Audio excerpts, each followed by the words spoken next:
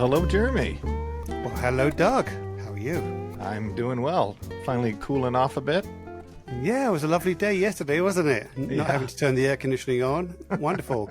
So it's lovely. So welcome, everybody. Obviously, it is summertime officially, isn't it? We're official. So the first podcast of the summer. That's how you know summer's properly started, because we've had the first podcast of the summer. So today, it is kind of appropriate, actually, Doug, isn't it? Because it's summer. And when you think of summer, what do you think about? The beach. Yeah. The ocean. The all ocean, those things. I've just put that connection together. That's just come. Everything is so organic about the way we work, isn't it? So the reason that is so important, I think you'll all find out very soon, because we're going to be chatting with a lovely, lovely gentleman by the name of Alexandre Beauregard. We call him Alex. And he owns a company, Beauregard, and his website, which I would urge you to go check, as well as our blog, of course. So our website is Osterjewelers.com. And we'll have a blog page up there with a whole bunch of pictures. And it's really well worth looking at the pictures we have. We're putting more pictures up on this one than normal because there's a lot to see. It's pretty extraordinary. So he has created a true work of art that is just astounding. And it honestly kept me awake last night. That's the genuine truth of it. I was just blown away as I was doing a deep dive, no pun intended, getting ready for this. So anyway, it's very much organic about the ocean. You'll see the connection in a moment. So anyway, that's about it. I can't wait to talk to Alex because I've got so many questions for him. And the conversation, I got a feeling from talking to Alex, is going to go all over the place. So just keep up. It's going to be exciting, I'm pretty sure. So Doug, what do you think? Anything we want to say before? Well, let's ask our wonderful listeners to rate and review when they get the opportunity. Tell a friend. We appreciate it. We're glad they're here, and we want more people to share in this love of watches. And please, I'm going to say that, and I've had some people reach out to me, and we've actually met a new friend this past couple of weeks or so who found us through one of the episodes, and lovely, lovely chap. And it's just, for me, it's an absolute honor and a pleasure to meet people that truly appreciate art on this level. And whatever level you're at, that's what I mean. It's an appreciation of art. And whether it's a Nomos watch or an incredible Beauregard piece, it's art form that you appreciate. So if you're of that kind, that we all are, please reach out. Love to hear from you. So my personal email is jeremy@osterjewelers.com. So if you ever have any questions, comments, feedback, suggestions for other guests, please do drop me a note. Would love to hear from you.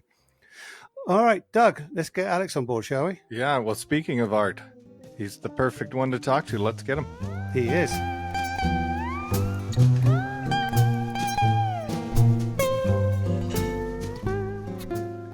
Well, welcome Alex Beauregard to the Keeping Time podcast. I'm Doug. I'm here with Jeremy, as always. You are actually in North America, which is rare for one of our guests. So good morning to you. How are you? Thank you. I'm pretty good. Thank you for having me. So yeah, I think we're almost on the same time. It's 10:46 here in Montreal. Yeah, a couple of hours. Much better than the usual Geneva. Yeah. Jeremy, how are you? It's too early here. It's only 8:46. And thanks to Alex, I was up most of the night relaying information to customers and stuff and getting all excited. And it's all my fault because I got all excited because I was doing my research last minute. And the more I look into your company, the more I just love what you do. And I truly appreciate what you do. So Thank you. So I'm really excited about this podcast, and I'm really excited to share your passion with our listeners. And I think what is unique here is that, first of all, if you're a watch guy listening to this, don't worry, we got you covered. Vianney Halter and Flying Tourbillons should make you happy, okay? So that's fine, not a problem at all. But what we're going to do is we're going to talk about the expansion of the general world of the art of watchmaking, which involves all different art skills, basically. And I'm using that in a very broad term, but I would rather you said métier d'art because you'll say it properly. So how do you properly say it with a lovely French accent? Yeah, so Beauregard is pretty much all about métier d'art and fine gems, precious stones, and there's a convention about precious stones. I've been in this world for 15 years now. And there's always like the precious stone and the semi-precious stone. And for me, that's a very broad discussion because some of the semi-precious stones are much harder to source than the usual precious stones. So, for example, like Australian chrysoprase, the mine has been closed for over 30 years, so it's very scarce and hard to find, much harder to find than diamonds or emeralds. So there's maybe something to dig, but that's the stone that really gets me, or that I love to work. Those stones that the last time a major Swiss brand or watch brand worked it's Cartier in the 60s or 70s, the chrysoprase, which is an incredible stone. So I like to bring back those outcasts, those stones that are not seen very often. Strangely, because there's not enough of them for big brands to make a production. Well, let's jump in here on the jewelry side, because you did mention something. Some listeners do there is always this kind of cachet about obviously semi-precious versus precious. Yeah. So precious is regarded as obviously diamond, sapphire, ruby, emerald, right? Correct. Now, what we should probably tell people listening is, if you don't know this, the reason there is that distinction is purely for import duties. That was the only reason why jewelers classified certain stones as precious, because that's how I guess the U.S. government did it, probably like 100 plus years ago. But jewelers started classifying other stones as semi-precious so they could pay less duties on it. So that is the only distinction between those two terms. But in actual fact, as you said, the semi-precious is often far, far more rare. And I've been doing this for 30 years, and I work with a couple of gem dealers, and it never ceases to amaze me how they'll come up with a gem I've never heard of. And I'm in the industry. I read the manual. I've never heard of it. They discover new gems all the time. Yeah. So let's get rid of semi-precious as a term, because everything you do is purely precious. Because like for instance, in the Ulysse, the Aqua Marines, they're all flawless gemstones, matched perfectly. I mean, this is an incredible find. So, all right, so we kind of digressed a little bit and kind of jumped around a little bit, but let's talk first of all about you. So you are a lapidary, which means your skill is obviously in cutting gemstones. Yeah. So, cutting, carving, polishing, because the cutting is usually referred as faceting. So with the faceting machine. And faceting gemstone, it's mathematic. You have like a recipe with angles, and you do princess cut or round cut or emerald cut. So you follow a list of angles, and in the end you have the cut stones. The thing with the cut stone is it reflects light. So what you see on the stone is the light reflecting on it. And I got very early on very passionate about the stones, the color, even the inclusion, the intricacy of the fabric of the stone. And that's what I want to see. I don't want to see the lights, just facet reflecting lights. I want to see the stone. So that's why we work it in an organic manner.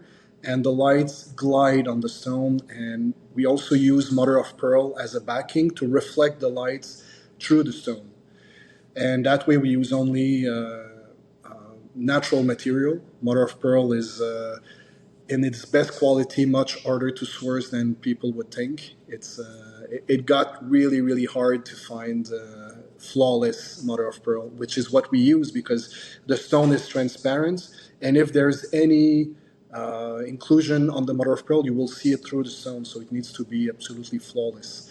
So let's talk about that real quick. So a lot of the watch styles you see with mother of pearl, you'll normally see like little bits of pink or green in there. There'll be different sort of shades and stuff. Yeah. So is what you're talking about that your mother of pearl is just that perfectly uniform white? Correct. Which is obviously not typically used commercially because it's much harder to source. Yeah. So where does that mother of pearl come from? Mostly from Korea. Or the region, East Asia, And what we buy actually from the US because it's old stock. Because the Tucson Gem Fair, where we go every year, has been going on for, I don't know, 80 years. And you have suppliers there that they have, even if they come from Australia, from all around the world, they rent space, so they don't have to bring back all their material to Indonesia or China or Russia or everywhere. So they have stock, and they have stock that has been sitting there for 50, 60 years. So you get those big shell that you cannot find anymore. Oh, and wow. those are the shell that we buy. So, and it's extremely expensive. And sure. in the end, you use 10%.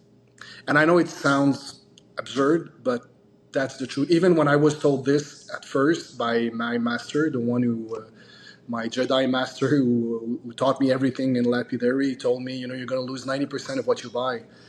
And I said no, but you do. In the end, the very purest, the best part of the material is a fraction of the rough stone. Even if you buy the top quality, you're going to lose 90%. That's incredible. Yeah. That's unbelievable. Wow. And then obviously in the production methods, yes, certain things can happen, can't they? I mean, oh yeah, polish these things. These things are brittle, the mother of pearl especially. So that's amazing. No, mother of pearl is quite easy to work. It's hard to find the perfect white without any iridescence. I mean, it has to flash, the light has to really bounce on it, but without any distortion. But once you get that material, mother of pearl is easy to work because it has a lot of resilience. It's like if you drop it, it won't break. It's easy to polish and it's easy to work compared to chrysoprase or topaz, those stones that have multiple cleavage. They break, and sometime when you polish, you go just a little bit too far, like the petals. The way we work, the tolerances are in hundreds of millimeters. So sometimes you will just polish and you can feel it. You say, oh God, went a little bit too far. So we have a vase in the workshop and it's full of petals.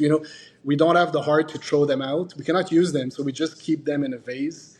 And when we started, we had about 80% breakage, and we're under 20% now. So it's really something you have to feel and you have to learn while making it. And usually it takes about a year of practicing, of polishing to get the feeling of the stone. A turquoise, topaz, and a mother of pearl doesn't polish the same way, not with the same materials. So it's a lot of, like in the old days, and there's no course. I cannot hire someone from any school. We have to train them in-house with our machines because we made the machines to work the way we do. So how many people do you have working for you there? One. you, huh? Well, so no, I have Jeremy, my Jeremy. Your so Jeremy. There's me Jeremy. And Jeremy, and we also have Yves Saint Pierre, which is our master, the one who taught us, but he's 80 some. I think he just turned 84. So he comes, now and then to give us a hand, to give us new tricks, to do a little course for a weekend, and but mostly me and Jeremy. That's why we made 26 watch last year. We're ramping up a little bit this year to hopefully 30 something. And next year we're bringing in someone new because it's the work and it's incompressible. You need the time to make it. And so, yeah, that's the real challenge. So just because he's 84, he's cut back his hours. I mean, the work ethic of this older generation today is just not what it used to be. It's insane. Yeah, he's just always willing. I mean, the workshop is next to my house, and we have guest room, so he stays with us. We have dinner. Lovely. It's the watch industry and the gemstone industry is fascinating, and it's a great. I have lots of friends there. I have only friends actually, and to me it's the big part of the adventure. I mean, everyone says this, and it always sounds a little bit corny, but it's true. I mean, we're leaving in a few hours, as you know, to Zurich. Of course, we're going for work. We're going to Sainte-Marie-aux-Mines, which is another fair for gemstones, and it's work, but it's really not. I mean, I go to get sort precious stones. I'm going to have dinner with friends. We're going to stay the week, so it's very pleasant, and yeah, it's passion, living your passion. Lovely. So no work. So your passion is so you basically, so let's just actually back up a little bit first of all, Yeah. and people listening on, so please go to the website Beauregard, which is BEAUREGARD,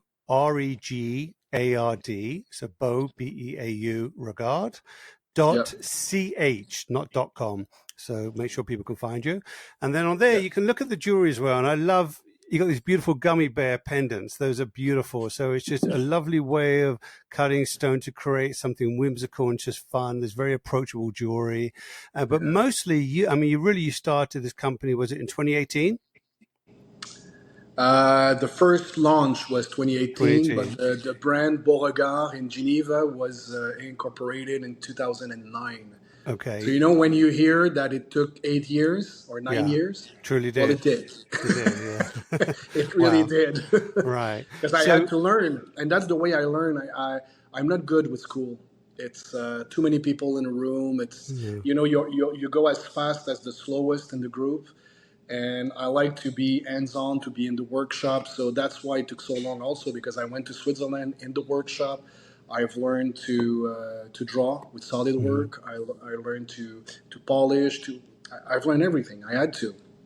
truly So hands-on. that's the way. So it took 9 years, and we started with a central flying tourbillon. And back then, now pretty much everyone has one. But when we did the Dahlia collection, we did it because the patent from Omega just expired, so we were able to do it. And the way we did the dial with all the pedals surrounding the central flying tourbillon, it was just natural design, and it came almost immediately.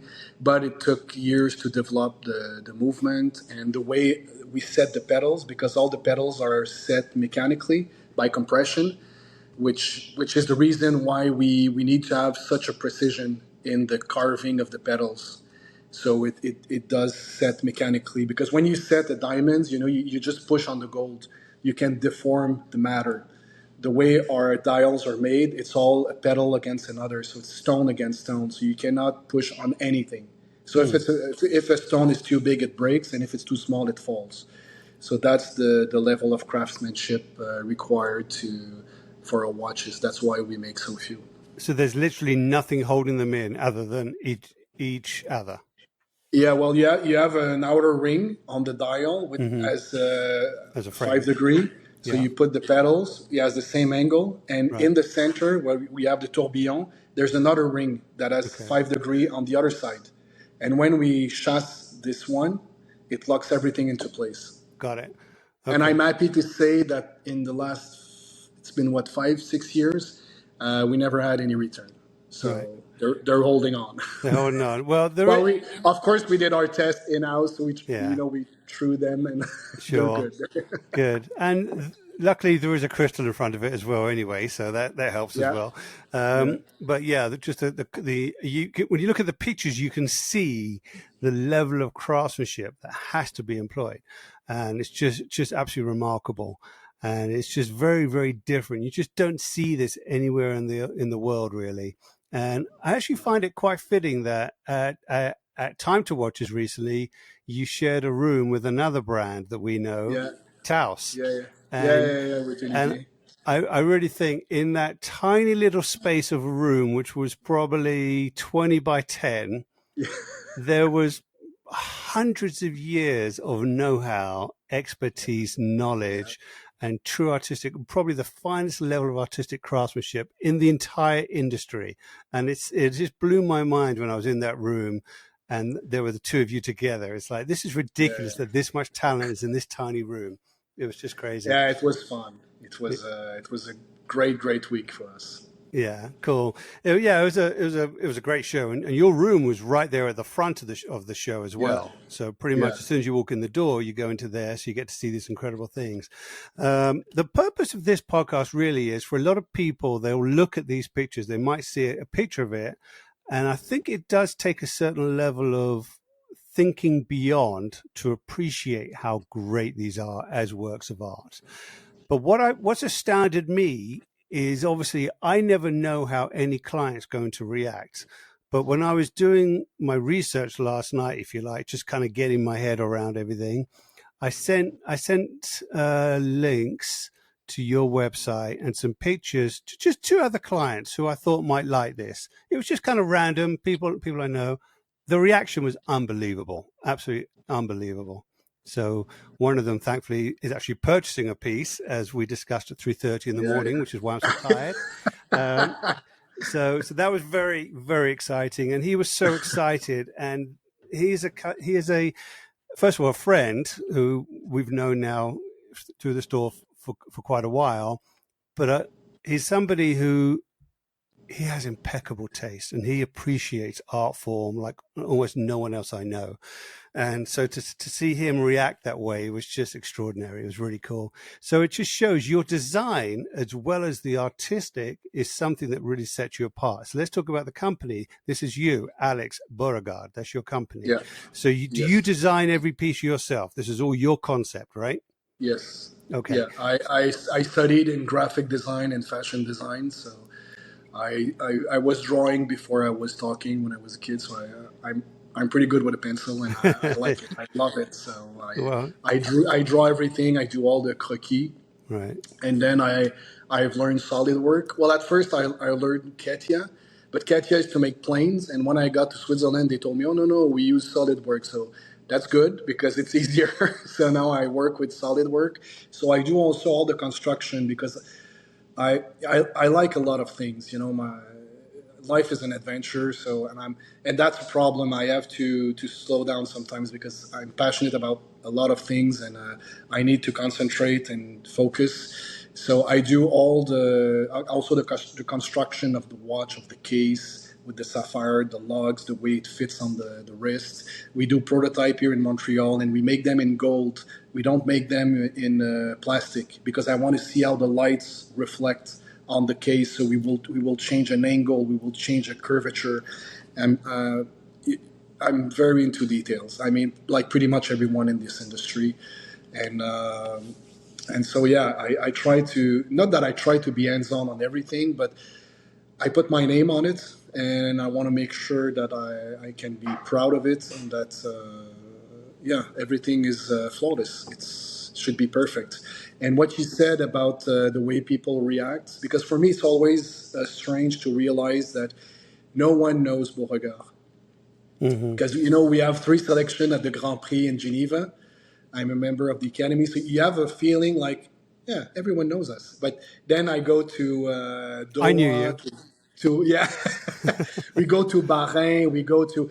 I mean, we've been doing Watch and Wonders at Palexpo for 2 years, and everyone comes and, oh my God, this is incredible, most beautiful watch of the show. So this is your first year, and they say 5th, but yeah. so there's a lot of education to do. People have to discover the brand, and then we have to explain it because.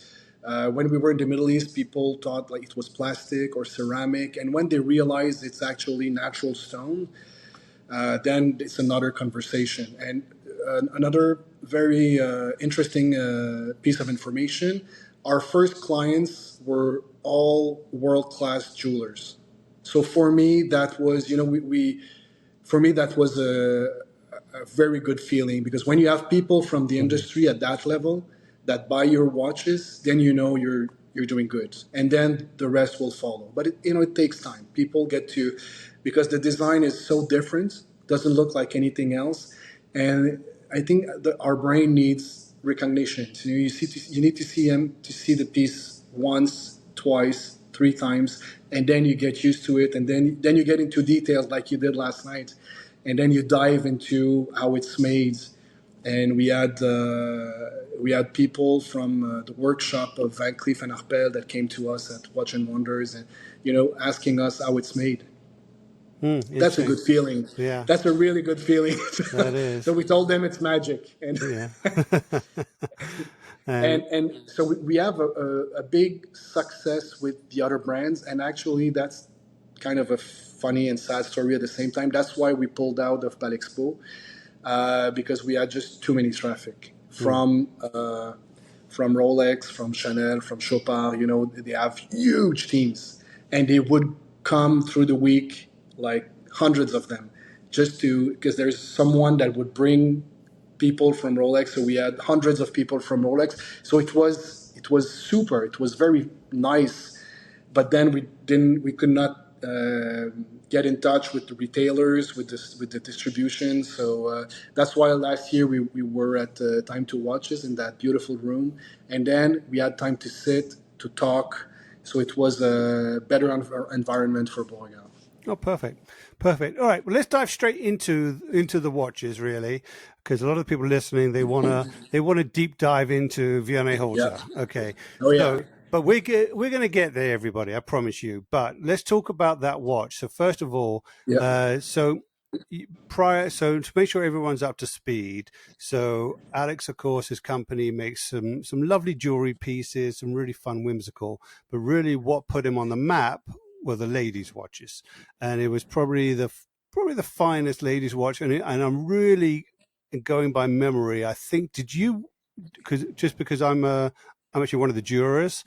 Did you win the GPHG for the ladies' complication department? No, we were selected 3 times, but the fact is we're the only independent brand for women. So we're always competing with Van Cleef, Chopard, Bulgari, Chanel. So it's nice. It's okay. So I'm going to dive in here. So as a juror, I get to, when you do the vote, there's a lot of voting you got to do. And the way it works, people, without giving up too much information, but you got all different categories, which you have entries. And then there might be 10 watches in a category. And you have to vote for your top 6 in order, 1, 2, 3, 4, 5, 6. Yep. The problem with that system is it's a great way to actually, it's the only way you can do it, because you've got industry knowledgeable people who are casting the votes, right? So we should know. But as you look through, there is no time to do a major deep dive into any one watch. So you click on, you see one picture of it and you see a description of it, but there's really not a lot of space. So it's hard to, I think, in my opinion, I think if people realize what went into your watches, the outcome would be very different. But obviously people look at it, and without understanding what it is hard to appreciate how incredible it is. And when you know the Chanel brand and you know the Van Cleef and Arpels brand, of course, they're gonna always take a little bit of action, because just the name recognition is there, and you expect it to be great. And they've earned the right, and I get that. I get it. Yeah, there's no resentment. No, it's all good. It's but the fact that you are like, they've been working a long time to get to that level. Yeah. So. But the fact that you're in there with that mix in such a short time speaks volumes and tells exactly where we are. Okay, so I promise we're going to get to this piece. So you start off with the ladies, and then last year you introduced your first man's watch. And I think the uniqueness of this is you don't normally think about gemstones for a man's watch. But this is different. This is a gemstone where, and I was texting last night with the person who placed an order, and we were discussing it. They said usually gemstones on a man's watch are used as an embellishment. They're added on. And then it becomes, are you the kind of guy that, and this is great, it's all good, a lot of people do, are you the kind of guy that likes to wear gemstones on their watch? And for me, the answer would be probably not, generally, I would say. Whether it be diamonds or sapphires, it's not something that likely is going to appeal to me. Your watch is so different because the gemstones are not used as an embellishment. They are the design. And what you're getting is the appreciation of color in a level that has never been seen before on a watch. And when you combine that with the technical mastery, and then you got the Vianney Halter story, it's just a very compelling watch. So this piece was incredible. And I will share with you as well, and everybody listening, that we are actually delivering the first piece this week from my client. He is an international client, and he contacted me about your watch. I don't know if I told you about this. I didn't call him and say, you got to look at this watch. He saw it. He asked me about it. And coincidentally, I knew about your watch, of course, and, and everyone you work with. So for me, it was pretty easy to reach out on this. But he contacted me, and he is so excited about this. I can't even tell you. He is so excited. He can't wait to receive it. So that's very exciting. But anyway, so now let's talk about the watch itself. So you mentioned about the case and making the case. So first of all, the case to me, looking at it, has this very almost vintage look to it. It's a very organic shape. And there is something I want to throw out here, which is a description on your webpage, which talks about the Ulysse Aqua, which is the name of this piece. Aqua, obviously for aquamarine. And your description on there caught my eye. It said, organic beauty of the marine universe.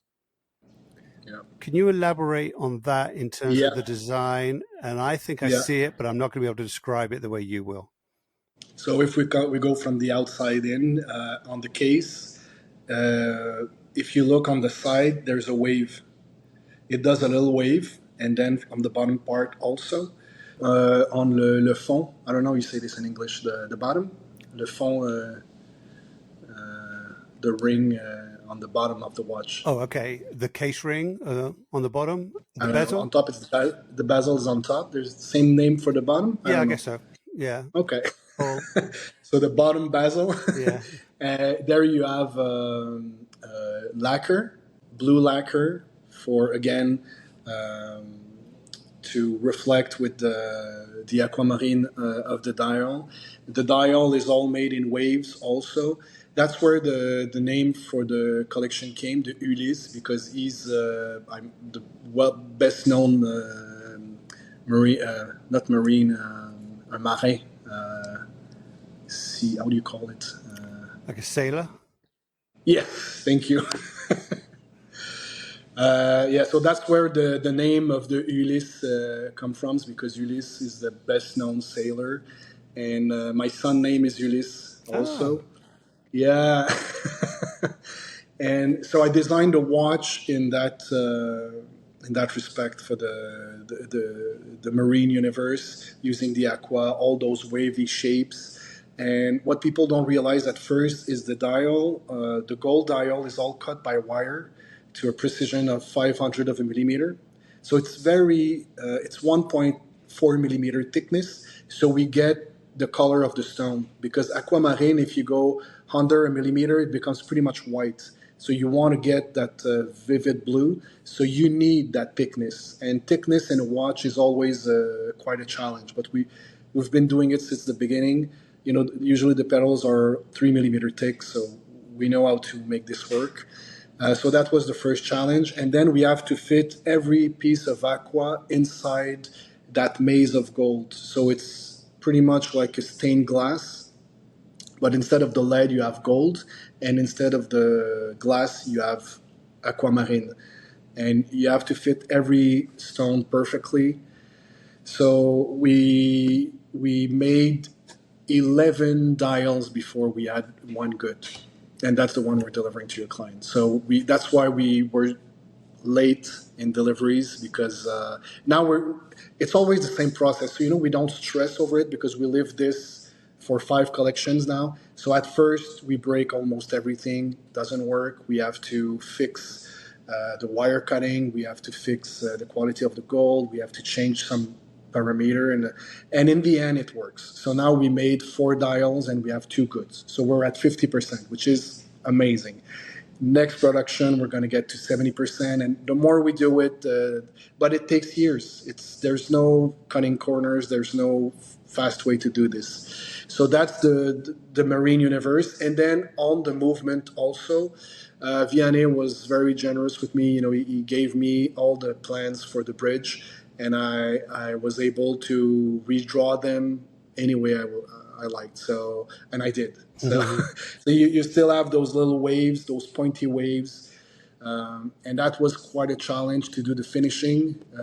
It's our friend Philippe Narbel who did the anglage on the bridge, and when you get a pointy, something very pointy like this, it's very delicate to finish. But everyone played along. Since I started, I guess I know I'm a bit crazy in terms of what we do. And at first, they yell at me a little bit. But in the end, everyone is happy with the result, and everyone is, we pushed a little further every time. So that's a great feeling. And so I know that this was at least 3 years in the development And I think that 3 years was more or less the actual development of the physical product. I think you were working on the concept for quite a while before then, weren't you? Oh yeah. I've worked. I met Vianney at the last edition of Baselworld, 2018 or 19. 2019, I think.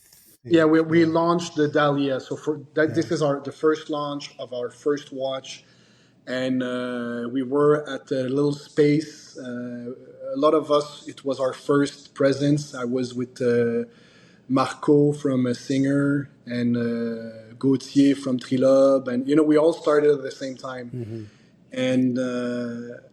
And Vianney walked in, so of course everyone was like, "Oh my god!"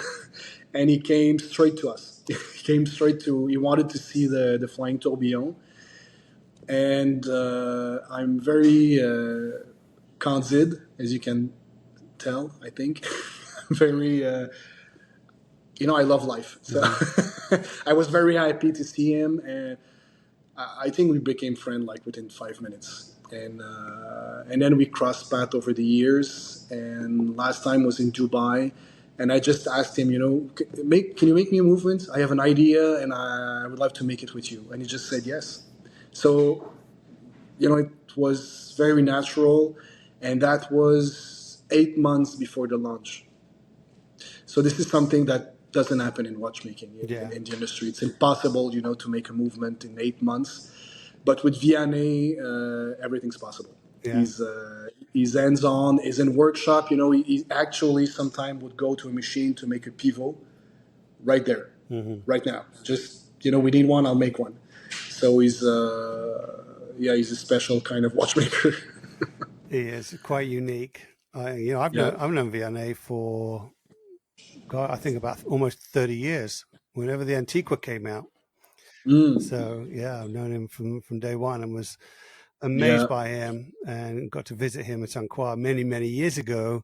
When I'll share the story, we were having a problem with one of the Antiquas we'd sold back then, and it was actually the Halter Barnes number 4 that recently sold in auction, and there was a problem with the date wheel, and it took him a while, but he showed me what the problem was. And and this is something you'll resonate with. And actually, Doug, you might find this interesting as well. The date wheel, everything was within the correct actual tolerances of where they were supposed to be drawn up. But what he found was one of the date wheels was on the outer edge of the acceptable tolerance, and 2 other gears or wheels that were leaning up against it, if you like, or very close to it in space, were on the outer edge of their tolerance. So when you combined those outer edges, it created a problem at one time a month only, which was remarkable. And it took him a little bit to figure it out. When he figured it out, it's like, and when I was there, he was actually showing me, he had a lot of the pieces apart on his desk, and he was showing me the problem. I'm like, okay, I trust you on it for sure, yeah. And then he fixed it. He made a whole new wheel and changed a few of the components, and never had another issue with the watch. Not up, and then I think it got serviced maybe 20 years later. It had been working perfectly. And absolutely amazing. So he's a lovely, lovely guy, great talent. But let's go back to kind of this watch, and then we'll talk about some of the other people involved with the project. So the case, you mentioned that you make the case yourself. Is that right? So when you say you make it yourself, you mean I in designed Montreal? the case. The case is made in Porrentruy. Okay. In the north of Switzerland. My case maker, which is a very, very close friend, and he worked, him and his team, they worked on it also, because of course I come with a design, and then you have to make it work. It has to be watertight, airtight, and these are not concerns of mine. So they have to. So the case first was a little bit under 40 millimeters, and now we finished at 41 because we needed to make everything, and also everything is screwed down. So it's easy to do the service. You don't have to open it with like a hammer or when it's all. Some watch that's the only way to open them. So everything is screwed down. It's more work. It takes more space. but it's easy to service, to do a little polishing, to retouch. So it's a better construction, but it's more work, of course. And so everything is made in Switzerland except the dial. So everything that's precious stone is done right here. Now I'm in my kitchen, and my workshop is just across the hall. And so all the stone, I go buy the stones all around the world, bring it back to Montreal. We make the dial, and I bring the dial to Switzerland, and everything else is made in Switzerland, even the straps, the buckles, everything about the watch. So we're way beyond the Swiss made. And we don't, that's another conversation I had in Switzerland. We don't put the Swiss made on the watch, and that's very delicate, but I have no other way to put it. I don't put Swiss made because I don't want to devaluate my watch. And I told them, until the Swiss made is 90% and up, we're still going to write Confection Suisse. I saw that, and that I found very curious because I've never seen that. You normally see, obviously, Fabrique en Suisse or that kind of thing. So Confection Suisse. So I kind of, I think of a confection as a sweet, like a piece of candy. Doug, is that how you think of confection as a word? Yes, yeah, absolutely. So I saw that as I was looking at the pictures last night, and so I looked it up. So, and obviously it has quite a few meanings in English, and I thought it was a very unique term, and it can refer to tailoring or realization or form, not just obviously fabricated, but I thought it was a very unique choice of words. And since we're on there is a very curious Latin phrase which is prominently engraved on there. Vulnerant omnes ultima necat, or however you would pronounce that in Latin, which translates, because I had to look it up, of course, they all wound, the last kills. I mean, exactly. Now it's a very well-known phrase. When I started to Google it, it obviously populated immediately. So it's obviously a very well-known phrase, which obviously I was not familiar with before. Can you just share with us why you wanted to put that? What is the meaning for you? Why? Why is it that? While life is all about moments, and they're all precious. And that inscription was on the sundial in Rome. Most of them had that inscription, and it was to remind people to enjoy the moment, to enjoy their life, each kill refers to the minute, the passing minutes. So each will hurt you. So I don't remember. I know it in French, so I have the translation in English. Every minute will harm you, and the last one will kill you. So it was a reference to the passing time, and I remember to enjoy life, to don't let any minute pass by without enjoying it. And I thought it has its place on our watch with my project with Vianney. I love that. Because we talk a lot about going fishing. Every time I go to Sainte Croix, we go have a burger with a beer. We just take a walk, relax. He's got that same philosophy as me. Like we really work, and Vianney works too much. But we need to take some time also to reflect and just to breathe. So that's a little bit that phrase on the rotor. Love it. Lessons for all of us. Inspiration to enjoy every moment. Yeah. Very nice indeed. So, all right. So let's go back. So again, it's the complete control of everything you do. And going back to the case, what I observed, and I'd love to know if this was kind of your intention, is I felt like the shape of it had this very organic shape that kind of reminded me of a beautifully formed sort of pebble that might wash up onto the beach.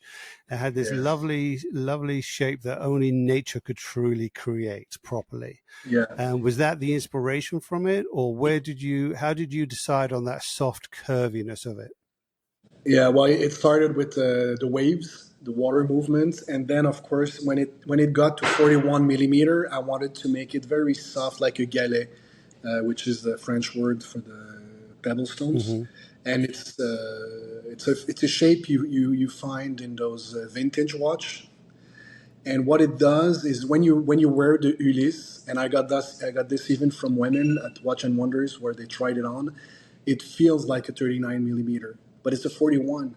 But because the case is so soft, and the way we work the logs and everything is organic, and the way the light, there's no sharp reflection. Like on the stones, the light will glide on the gold instead of flash on it. So that changed the whole perception, and it's a softer way, I think, of working with gold, pretty much like we do with the stones. So that's a recurring terms on my work, and the next collection will have pretty much the same case, which I think will become the Beauregard case, right, the way we make it. And the construction of the watch, because you sent me quite a few photographs, is pretty interesting. So the hands, of course, appear to be almost coming out of thin air, if you like. But yeah, I guess from looking at the construction of it, there's quite a few layers involved, and the hands are actually attached to a much lower level. I mean, obviously that has to be driven by the movement, so it makes sense. Yep. But it kind of like the hands seem to come up through the gap between the very center and the outer perimeter there. Correct. But it has this lovely, what I love, and I've said this so many times on the podcast, is you never lose sight of the fact that this is a watch. It does still have a purpose. And I'm a firm believer that if you're going to put hands on a watch, they should have a purpose. If you're not going to, then fine, you don't need to. But if you want to if it's supposed to tell time, it should tell time. And it does this beautifully. But there's always, I think for a designer, there's always this, you got to walk this fine line between the practicality of a piece and the functionality, and never compromising the artistic vision. And I think the greatest design success is, and I will count this in there, is one that achieves both of those things without compromise. So absolutely amazing. And then we talked about the different shapes as well. The very central shape, where you have the gold sort of wires, was that inspired? That I've seen that kind of shape on the beach left by a certain you see shapes similar to that left in the sand when a certain creatures might leave, etc. You'll see it wash up a little bit. So was that shape purely inspired by the ocean? Yeah, everything in the dial, the case, the movement, and it's hard to trace where it comes from, because I always have this little book with me with my pencil, and I always draw. And when we go to vacation, that's the thing with my wife, because I always have sometimes I'll just stop and I'll start drawing, and I can draw for hours on end, or in the plane or anywhere, So that's why I always have it with me. And then when people ask me, but where does it come from? I think I remember I saw, but it's many different things that merge together, and I never did what you did, to search the confection and where it comes from, because it's still in my head. And now that you mention it, I'm pretty sure it comes from my year in fashion design, because in French it's a confection. Yeah. When you work in design and fashion design, so maybe that's where it comes from. And the way I work, also my project, I still work like we used to do in fashion design. So you get a mood board, you get colors, you get fabrics, you get texture, and then you build on it. So for me, there's no like lightning bolt of I have this idea, I will make it. It takes years, because you will do a first draw, and then you will do your mood board, what I call them, with fabrics, with colors, with what's the story behind this watch, what are the stones we're going to use, why this name, why everything has to be a why. It cannot be just flashy stones, gold, diamonds, and let's make something that flashes. It needs meaning, and so it's a lot of work. It's fun, but I always let them sit. I will do a drawing, whatever the step we're at, and you just put it away for a month, and then you bring it back, and then you say, this is a little bit too, because you always get passionate about what you do, and then you say, you go to sleep and you're so excited. This is amazing. It's going to be perfect, beautiful. And then 2 days later, you're like, oh my God, thank God we didn't launch this into production. And then you change something, and then you learn, and now you wait. so that's how I approach. That's why it takes so much time. Some of the watches I drew them 10 years ago, and I still have so many collection in work. Like now we made 4 collection for women, I believe, and 1 for men, and the next one is going to be for men also. Great. And it's been, I drew this watch in 2009, so that's like 16 years ago. Wow. And you still feel strongly about the design. So that's a wonderful way to test the timelessness of a watch. Do you still appreciate the design before you've even made it? Because oftentimes we all move on. There was a famous watchmaker who was in a store doing a show with us one time, and a customer asked him which was his favorite watch, and his answer was the next one. And that's the artist's answer, isn't it? The artist's answer. Always. And so if you can go back and love what you've done there. So then, talking about that, so I want to get to the watchmaking side of this in a moment. So, because there's a lot of people listening that really want to hear that technical, slightly more technical. I get more into I'm not as technical about it, but I want to talk about the people involved and the execution of it. But I was trying to figure out last night, and it's really great to be sleep deprived to let your mind actually get out of your own way. And I was trying to figure out why this watch resonated with me so much. And was it because of the jewelry aspect? Because I've been in jewelry for 30 years. And I decided it wasn't, because that's never drawn me to any watch before for jewelry. I love jewelry. I sell jewelry. I've always appreciated jewelry. But I'm a watch guy. Pure and simple. So take that out. What is it about it? And then I figured it out quite simply, and it's a really much simpler answer than I thought I would have. And the design, apart from the cohesiveness of it, there is something about this watch which is all about the design you've come up with. It truly captures the essence of what to me is true happiness, which is organic, being in touch with nature, the sea, everything that the world gives us in the most beautiful way possible. And you've captured that emotion in a watch, and you look at it and it just reminds you of things that make you happy. And it's that simple. I'm speechless. And I have shivers. That's what I came up with. Wow, that's a very good appreciation and a nice compliment. And I'm so happy I can bring out those emotion in a watch collector as yourself. Yeah, it's emotional. I truly wish I could own one of these pieces, maybe one day. But okay, so now let's move on to kind of some of the people you've collaborated with. So you answered the question about how you, because of the first question so the lovely chap who's actually getting the first piece, I told him we were doing a podcast. He wanted to know how you met Vianney. So we kind of talked about that. So you met Vianney. So everything's been kind of organic and natural with your journey, which kind of fits in. It's who you are. You don't force things. You're kind of laid back about the way you go about things. And there's a clear way you work that I can see just from having known you this little bit. But I work only with friends. Yeah. Which is lovely way. Total luxury and is like the starting point. That's it. I mean, it's people I like, people who tolerate me. So we're able to work together. And another thing about meeting Vianney, he was with Laurence, his loved one, and I was with my wife, Louise Marie. And, everyone got along. And that's part of it, too. Mm-hmm. It's, of course, me and Vianney, we're friends. I like to think so.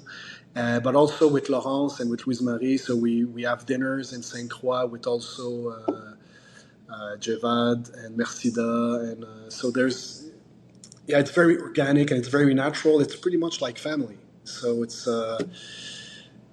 it comes naturally. And this is a big part of working together because it's not only work. It's all about people in the end. That's what it's all about. That's exactly right. And this is kind of something that, the reason I do this, which we talked about, the reason I actually do the podcast all came about from a conversation I had with Giulio Papi when we were visiting Audemars Piguet Renoir Papi all those years ago. Melissa saw me come alive with the conversation. And that's what it is. It's all about the people. And what I'm finding is that we encounter people all day, every day, in whatever line of work we do, for the most of us anyway. What I'm finding is that people like you, people like Vianney, you have this, and I include some of my dear friends like Mr. Schonholtz, Sig Schonholtz, who's a crazy artist as well. There's a certain, when you have a life that follows the passion, you have a certain personality that is far more inviting, I think, and also far more open to outside influence, outside communication. So I find that's why when I go to Switzerland, I enjoy meeting people so much. I enjoy every dinner. It is just so invigorating. It's so enlightening in every way, because you're dealing with people that are kind of living their lives on the most beautiful artistic level imaginable. And it's just such a lovely thing to be a part of, even very, very minimally, as I do occasionally. So it's a lovely thing. So I can see how you get along with everybody. You're a big part. Yeah, well, I'm pretty isolated in Denver, Colorado, put it that way, but I enjoy it when I get to be a part of it. I'm in Montreal, so I can relate. Okay, fair enough. Anyway, let's talk about the movement now, Vianney. So you mentioned that you drew up the actual bridges. So yes. So does that include, because this one has the rotor, right? The mystery rotor. So the outer perimeter, kind of, they look like bridges, but they're really part of the rotor. Are you including, in the terms of your design, the rotor itself? Oh, yeah. So you drew up the both of that. Yeah, I mean, I had, he gave me the step files, so the 3D files of the base movement, and I just chopped in it, and I redrew, I changed not many screws. They're pretty much all at the same place, because you don't want to mess with that. But design-wise, I had to correct because I went a little bit too thin on some components, so we had to work it. But he gave me total liberty, and he pretty much never said no to me, which is very generous on his part. And Jevad also did a fantastic work of craftsmanship on the bridge, and then Philippe. But I'm getting ahead of myself. I'm naming everyone again. Well, let's talk about that. So Jevad, is my understanding, is he actually kind of creates a lot of the components there. He actually fabricates the components. Yeah. So it's really your creation. Vianney is the one who knows how to make the whole thing work, assemble it, and design it. And then obviously it wouldn't be a good use of his time to be actually making the raw components. So Jevad making incredible components. Oh yeah. And then you mentioned Philippe. So his company, I think, is called Manufacture. Is that right? Manufacture. Yes. Yeah. So I don't know that much about him, but my understanding is that he is kind of quietly legendary in the industry at the very, very high end. And in terms of a finishing level, there is really nothing finer. There's no. His reputation came from his work with AP, which he still works with, and he's going on a more. He's becoming a teacher, so he does a course a few times a year. Some in the U.S. I think he came 3 or 4 times in the U.S. and he has like 8 students every time, 8 or 10, and he teaches the art of anglage. So he's a dear friend again, and also same thing, with his wife and my wife. So we get in Geneva and we all go to dinner together. So it's really a family thing. It's a very, very nice feeling. So Philippe does the finishing, and Jevad all the intricate machining of the components. So you need someone like him, because it's easy to forget those guys, because we do the design and we're very artistic about it. But you need the backbone is really to make it work. In the end, it has to work. And Jevad is at the very, very tip of the fine machining in watchmaking. And this there was years ago I saw, when I was visiting Parmigiani, they made a beautiful perfume pistol, and it was made for a Middle Eastern client. And and the project was incredible. It took a few years. It was obviously price-wise would have been in the millions 20 years ago. So it gives you an idea what it was. But I remember part of the presentation he showed me. I just happened to be there when Michel Parmigiani was finishing up this, ready to actually present it. And part of the presentation, there was a booklet at the end, and it listed all the craftsmen that had worked on the project. And what amazes me is just how many great craftsmen are involved in this incredible artistic world that we live in. And it's just something remarkable. And then what I love is for people to know that, because it's okay. It's still none of those people have a job without you creating the work of art. But also, it's almost impossible to create any one person to create a work of art of this level without the help of other people who are like-minded and willing to give of themselves. So I think it's very important to share the amount of people involved in this. Oh yeah. And what I found, and we forgot to mention Andrea Streller, who did. Yeah. The bass movement. It's his. Yeah. So that's the bass we've worked on. For the movements. Now, has Vianney been working with Andrea Streller for a long time? Is that who makes the most of his bass? Okay, I figured as such. I figured as such. So some incredibly talented people who are incredibly well known inside the industry, and what you have here is truly an all-star team creating an absolute dream work of art. And it's also a real testament. I'm going to give you a massive compliment here. And it's not just a personality thing, because you can go out for dinner with Vianney and have a lovely time, enjoy the wine. Doesn't mean he wants to dedicate his time, which is precious, to working with you. The fact that in such a short time, you have not just made these relationships, but also kind of created these projects that the greatest art craftsmen in the world want to be a part of, is such a testament to what you are doing, and really quite amazing. So very, very well done. Thank you. So let's quickly, because I don't want to take up too much of your time, because you've got a plane to catch. And in 2 hours. In 2 hours, I know. But you were up early because I got a reply from you at 5:30. So I know you've packed. It's all fine. I'm not going to worry too much. You've packed already. No, I'm good. So a couple of other questions. So on the movement itself, you've got the beautiful, the chamfering on those, the anglages, the chamfer, everything. The finishing looks just out of this world.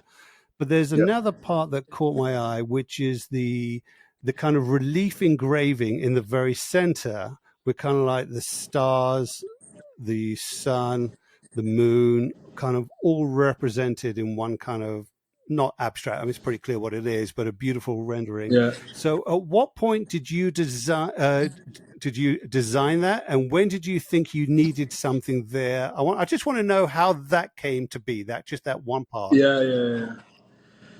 Okay, so it starts with me and Vianney again, and funny enough, when we have dinner pretty much every time I'm in Switzerland, and strangely, I realize we rarely talk about watches. We talk about life, we talk about anything, and the fact a theme that came back quite a few times is the duality in life. Where you need. Now it's going to get a little bit philosophical, but how you need the darkness to appreciate the light. How it's really a part of both. Without the two, you don't appreciate either of those.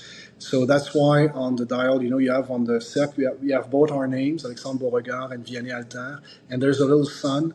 So we are both little sun, turning around our projects. And in the center, you have both. You have the sun and you have the moon. You have the night and you have the daylight.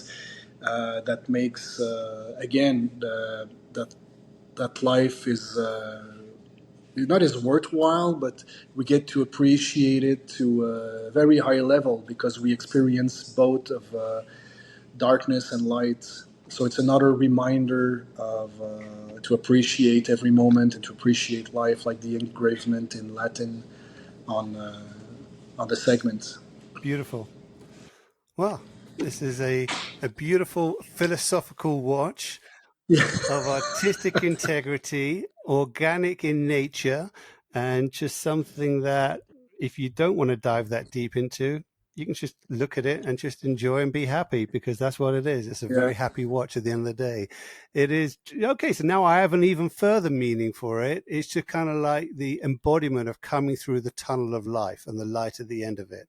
It's the happiness that comes as a result of a tremendous amount of work and commitment to a cause that you feel is worthwhile.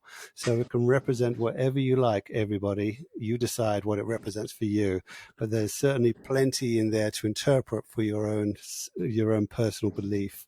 So it's something special.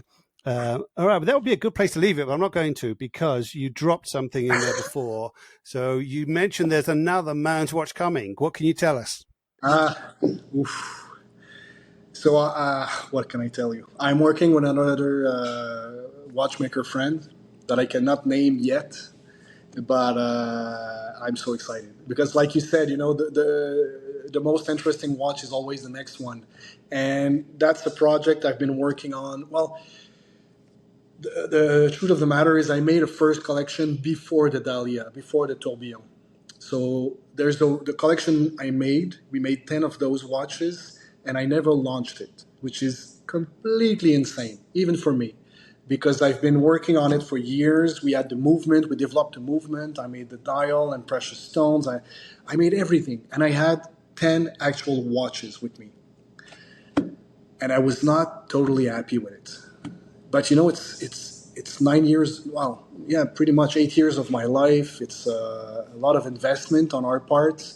I don't come from a wealthy family, so that's me and my wife. It was a big sacrifice also on my family, because I would go to Switzerland almost every month. And the kids were 4 and 5 at the time. So, I mean, I've put everything in it. And I was convinced. And then at the end, you're alone with the final product. And you know that's not it. So you have to put that aside. And it's, I knew in an instant, but then you have to not convince yourself, but make peace with it. And then I started drawing the Tourbillon. And then, of course, this became my whole world, the Tourbillon. And I forgot about that first collection, which was called Premier Amour. Which is, again, there's always a reason for everything. To me, I cannot make just beautiful things for the sake of it. Sorry, can you go back to that? What, the name of it? Premier what? Premier Amour, which means first love, yeah. Because my wife is my first love. It's my first girlfriend, so that was a tribute to our love. Beautiful. And so, yeah, put that aside. We did the Tourbillon, and we launched the Tourbillon, and we had immediate recognition, partly because of the GPHG, but hopefully because of the watch itself.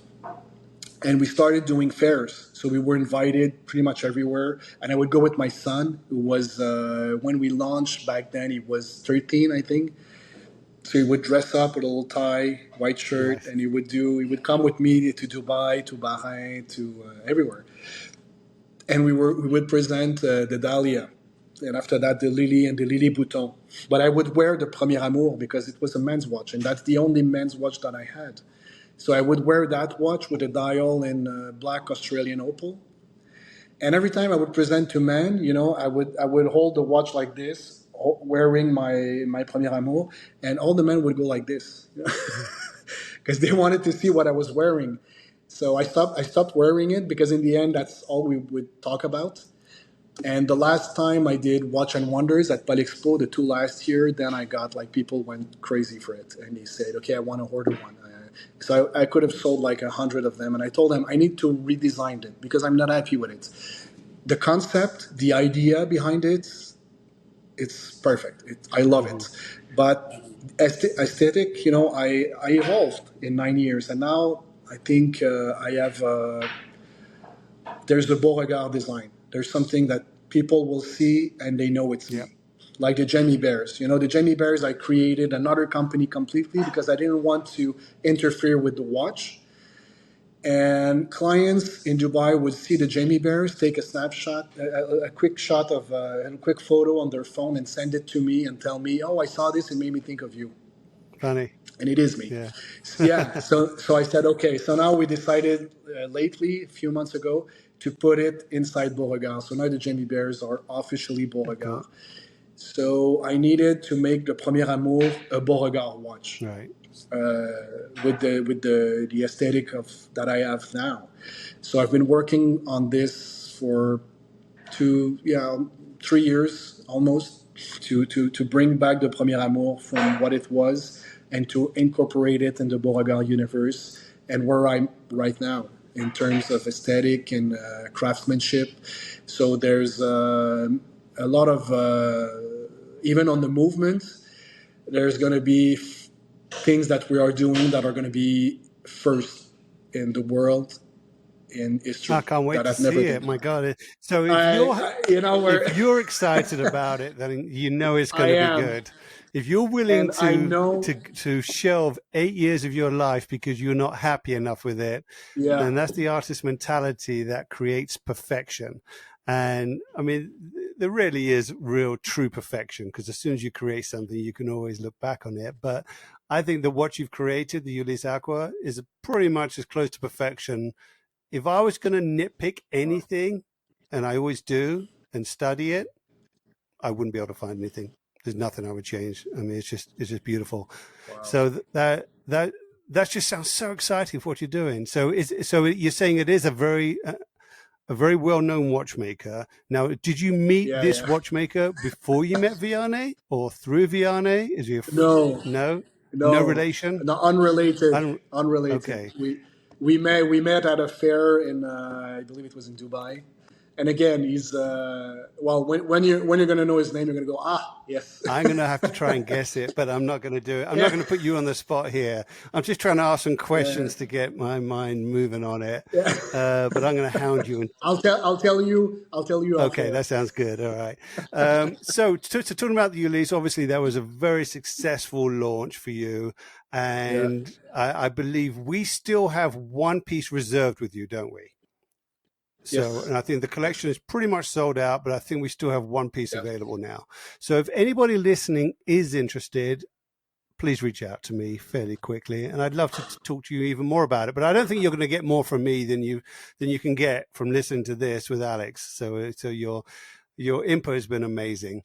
So, but anyone who is interested, please do reach out to me. If you know me really well, you already have my phone number, but otherwise email Jeremy, Jeremy, at Osterjewelers.com. And by the way, your Jeremy spells his name wrong. You need to tell him. There's no IE at the end of Jeremy. It's a Y. Okay, but we'll let him slide with it. Well, that's how we spell it in Fair French. Fair enough. We'll let you get away with it. Well, I'm going to let you get on with the rest of your packing and getting ready. And I really want to thank you for sharing your passion, sharing your artistic vision. And what I love is just learning more about this beautiful art of watchmaking that we're all so fascinated by, because no matter how much you know, there is always the next thing to learn. And through this podcast, I learned so much. So I thank you so very much. And to all our listeners, I thank all of you because you listen, I get to learn all this stuff and get to talk to incredible people like Alex.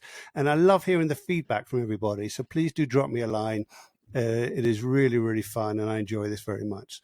So everybody, thank you so much for a wonderful, wonderful podcast. Alex, thank you. I wish you a very successful trip. Thank you for your time. Doug, thank you so much as always for you doing your work behind the scenes there, as you do, to create a wonderful, wonderful podcast. All right, everybody. Thanks so much. We'll talk to you again soon. Thank you. Bye-bye. Ciao.